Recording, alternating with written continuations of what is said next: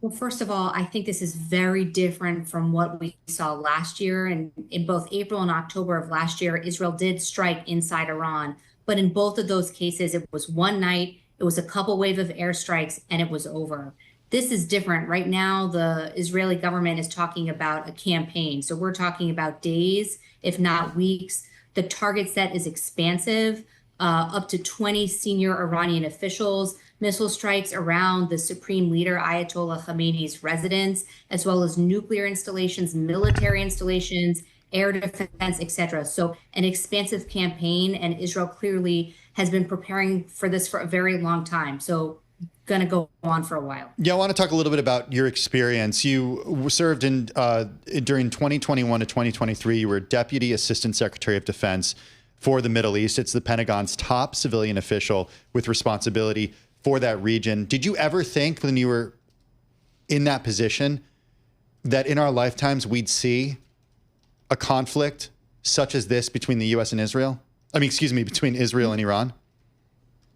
No, frankly, there's a lot that we've seen since October 7th that I would not put on my bingo card. Wow. We generally had views about Iran's support for terrorist proxies, Hezbollah in Lebanon, Hamas in Gaza, the militias in Iraq and Syria, Iran's client state, Syria, Bashar al-Assad.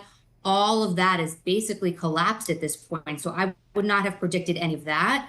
The idea that we'd have Israel striking inside Iran twice last year, a multilateral air defense coalition standing up to defeat Iran's attack last year, none of that are scenarios that we actively planned for when I was in the Pentagon. And so now fast forward to today, we have, in a situation where the past 5 presidential administrations, both Republican and Democratic, have looked at and contemplated military action against Iran and its nuclear program, and have decided to pursue diplomacy and negotiations instead. And every president says the military option is on the table, and we have never seen a U.S. president decide to execute that military option. And yet today we have Israel doing it. Israel certainly has the capabilities to defend itself against these strikes, as we've seen play out over the last few hours.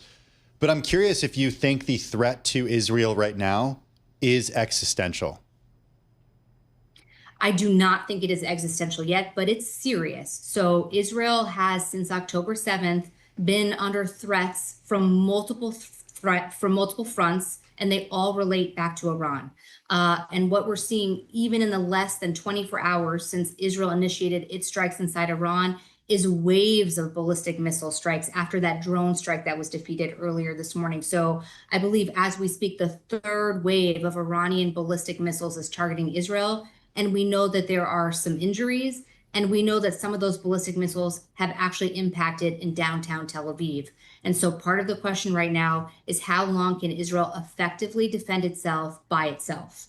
We have U.S. military air defense on the ground in Israel, and we know that there are ballistic missile defense capable Navy destroyers on their way to the Eastern Mediterranean to support the active defense of Israel.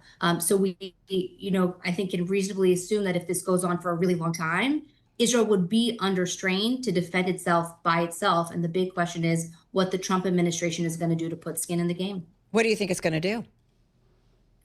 Well, we've seen indications that the Trump administration has already authorized certain kinds of military support, whether it's deconflicting airspace, whether it's working alongside the Jordanian Air Force and the Israeli Air Force this morning to defeat those 100 attack drones that Iran launched from Iran. And again, we do have U.S. Military on the ground in Israel actively participating in air defense. And now we're putting more U.S. posture, more military capabilities on the ground in the Middle East. So that's a serious signal of commitment from the Trump administration. Commitment is one thing, but an all-out conflict between the U.S. and Iran is a different thing.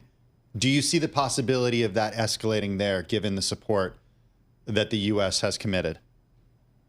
We are on the knife's edge of escalation. So right now we are seeing Israel execute a very precise, very deliberate, very well-planned operation. The reports of collateral damage are very minimal at this point. And right now there have been no Israeli deaths. but it looks like the Iranians have targeted civilian centers in Israel. And whether or not Israel feels compelled to expand its target set, how Iran responds to that, there's no question that this could escalate. And of course, there are tens of thousands of US forces across the Middle East, 5 big air bases, a ton of energy infrastructure across the Middle East, and the Iranians might decide to target that as well.